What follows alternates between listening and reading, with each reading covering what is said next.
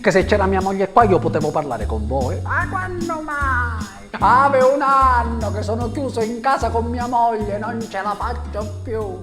Un litigio al giorno. Siamo diversi. Uomini e donne, siamo diversi. Da che cosa si capisce? Basta guardare una donna che va a letto la sera. Prima di andare a letto una donna fa 150 cose diverse. Si lava, si spoglia, si asciuga, prepara l'abito per l'indomani, apparecchia per la colazione, legge, ricama e prega. Un uomo, io e un pirite si addormisce. E ha risolto, capito? Siamo diversi, lo dovete capire. Anche perché poi, diciamoci la verità, stare in casa sempre e costantemente può generare dei problemi di livello psicologico. Per esempio, la moglie di mio cugino aveva un fastidiosissimo mal di testa. Se n'è andata dal dottore giustamente preoccupato, il dottore disse: signore, non si preoccupi, non è un mal di testa reale, è un mal di testa psicologico. Lei il suo corpo lo deve ingannare.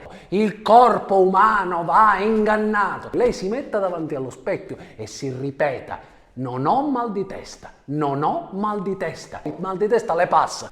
A me la moglie di mio cugino se ne andò a casa. Se mi si davanti allo specchio, devo ingannare il mio corpo. Non ho mal di testa, non ho mal di testa. Oh, ci passò un mal di testa! E chiamò a mio cugino: Pasqualino, è meraviglioso! Avevo mal di testa, mi sono ripetuta: non hai mal di testa. Oh!